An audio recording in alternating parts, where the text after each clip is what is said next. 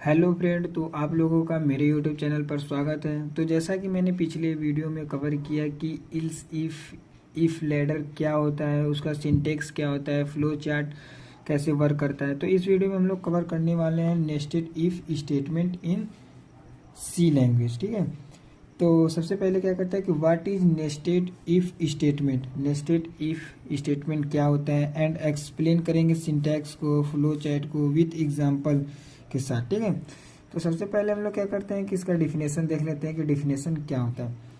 A nested if else statement in C is when as an if else statement is placed inside another if else statement. यानी कि इसके कहने का मतलब है कि जो नेस्टेड इफ इल्स स्टेटमेंट होते हैं, ठीक है, इन सी लैंग्वेज में, व्हेन जब if else statement is placed होते हैं inside another if else statement. जैसे कि हम लोग कोई प्रोग्राम कोड लिख रहे हैं, ठीक है, उसके अंदर मान लीजिए हमने इफ और इल्स का जो स्टेटमेंट है या कंडीशन उसको इस्तेमाल किया और उसी के अंदर एक और इफ इल्स कंडीशन या स्टेटमेंट का इस्तेमाल कर रहे हैं, तो उस प्रकार के हम लोग स्टेटमेंट को नेस्टेड इफ स्टेटमेंट कहते हैं। दूसरी भाषा में समझ लीजिए कि इसका डिफिनेशन क्या है। A nested if else statement is an if else statement place inside another if और else block. It allow you to check multiple condition in C hierarchy way.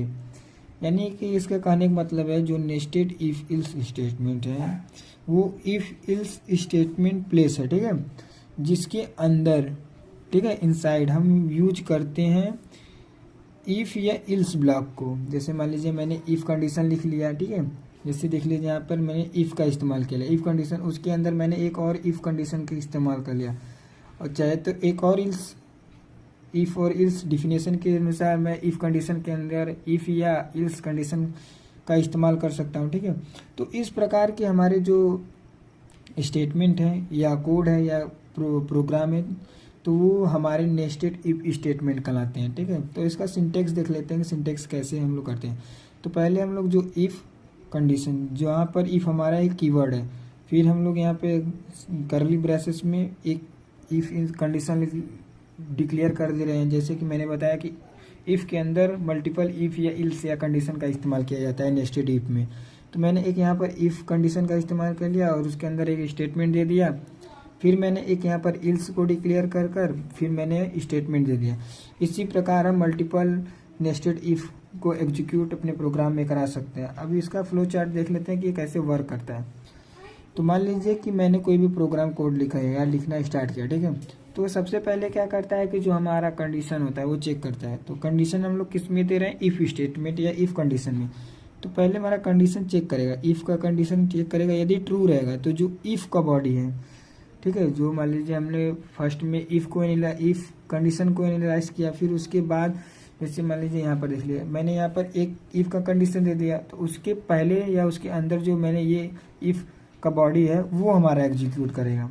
यानी कि जो कह रहा है यदि इफ़ कंडीशन चेक किया true है तो इफ़ की बॉडी को एग्जीक्यूट कराएगा, और इफ़ बॉडी के अंदर जो कंडीशन दिए रहेंगे यदि वो ट्रू रहेगा तो हमारा स्टेटमेंट एग्जीक्यूट होगा और हमको रिजल्ट दे देगा। ठीक है, और हमारा प्रोग्राम एंड हो जाएगा। यदि हमारा कंडीशन चेक किया और फॉल्स मिला, ठीक है, तो हमारा इल्स ब्लॉक एग्जीक्यूट होगा। ठीक है, जो इल्स ब्लॉक के अंदर या इल्स बॉडी के अंदर फिर हम लोग जो स्टेटमेंट दिए रहेंगे, ठीक है, वो एग्जीक्यूट होगा और हमारा प्रोग्राम एंड हो जाएगा। तो इस प्रकार से हमारा इफ़ या नेस्टेड इफ़ जो स्टेटमेंट है या इस फ्लो चार्ट के बेस पर वर्क करता है। यदि वीडियो में कोई भी डाउट हो तो आप उसे कमेंट करें, जिससे मैं आपको सोल्यूशन प्रोवाइड करा सकूं। यदि वीडियो अच्छी लगी हो तो चैनल को लाइक एंड सब्सक्राइब जरूर करें। यदि आप चैनल पर नए हैं तो चैनल को सब्सक्राइब एंड वीडियो को शेयर जरूर करें। धन्यवाद।